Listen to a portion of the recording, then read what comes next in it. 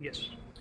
नमस्कार। अब की बड़ी खबर मैं आपको बताने जा रहा हूं कि हरियाणा में जिस तरीके से सियासत का उथल पुथल चल रहा था, आज एक लिस्ट जारी कर दी गई है लोकसभा चुनाव के मद्देनजर। यहां पर हम आपको बता दें कि लिस्ट में किस किस के नाम आए हैं, कौन कौन वो नेता रहे हैं जिनके ऊपर बीजेपी दांव खेलने जा रही है। सबसे पहले अंबाला से हम शुरू करते हैं। अंबाला से बंतो कटारिया को यहाँ पर सांसद के तौर पर वो देख रही है बीजेपी की, उनके ऊपर दाव वो खेलेगी।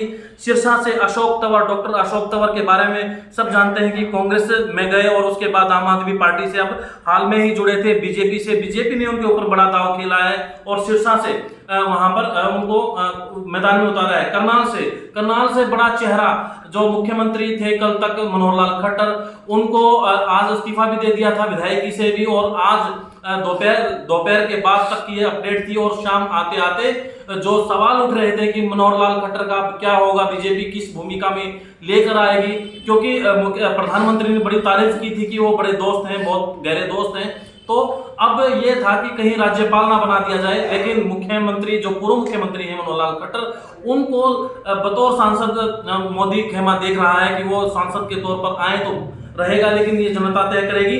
करनाल से मनोहर लाल खट्टर अब बतौर यहाँ पर जो लोकसभा की सीट मिली है, बीजेपी की तरफ से टिकट मिली है, उनको मिली है। अब महेंद्रगढ़ और भिवानी महेंद्रगढ़ जो लोकसभा है, चौधरी धर्मवीर सिंह जो सांसद हैं, हाल में भी बीजेपी से सांसद हैं, और उन्हीं के ऊपर यानी कि उन्हीं के ऊपर दाव खेला है, या उनकी टिकट नहीं कटी है। गुड़गांव में भी राव इंद्रजीत सिंह, उनके ऊपर भी ये कहा जा रहा था कि उनकी बेटी को टिकट ना मिल जाए कहीं, तो अब ये पसोपेश की स्थिति क्लियर हो गई है कि राव साहब के ऊपर ही बीजेपी दाव खेलेगी। फरीदाबाद कृष्णपाल गुर्जर भी हाल में सांसद हैं बीजेपी के, और उनके ऊपर ही उन्होंने दोबारा से दाव खेला है और वहां से फरीदाबाद से उनको दी है। यानी कि टिकट कृष्णपाल गुर्जर की नहीं कटी, राव इंद्रजीत की नहीं, धर्मवीर की नहीं, लेकिन नए चेहरे अंबाला सीट पर आए हैं। बंतो कटारिया है।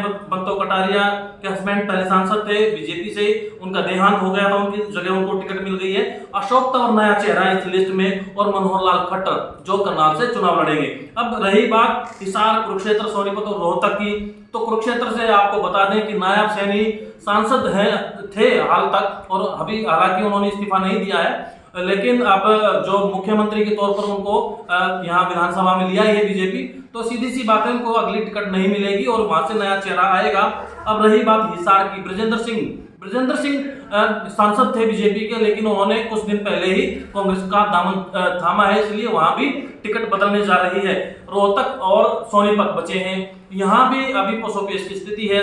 दो ब्राह्मण चेहरे थे यहाँ पर पहले सांसद के तौर पर, यहाँ पर डॉक्टर अरविंद शर्मा, वहां पर रमेश कौशिक, उनके अब देखते हैं कि इनके ऊपर भी दाव खेलेगी कि नहीं खेलेगी बीजेपी। लेकिन अगर दाव खेलती तो हमें लगता है कि अंदेशा ये है कि इनकी टिकट कट चुकी है एक किस्म से, रोहतक और सोनीपत सीट की भी, क्योंकि अगर उनका नाम होता तो जैसे धर्मवीर का आया, राव इंद्रजीत सिंह का नाम आया, कृष्णपाल गुर्जर का आया, तो उनका भी नाम आ सकता था। इसलिए ये डाउटफुल है कि दर्शकों को बता दें कि डाउट है कि कहीं ना कहीं इनकी टिकट कट सकती है। लेकिन हिसार, कुरुक्षेत्र की टिकट कट चुकी है, क्योंकि यहाँ से नए चेहरे, क्योंकि अदला बदली हो गए हैं सारे। और अशोक तंवर जो सिरसा से, अंबाला से और करनाल से, ये 3 सीटों पे भी अलग अलग चेहरे दिखे हैं। तो और भी अपडेट होगी तो हम आपको जल्द बताएंगे। नमस्कार।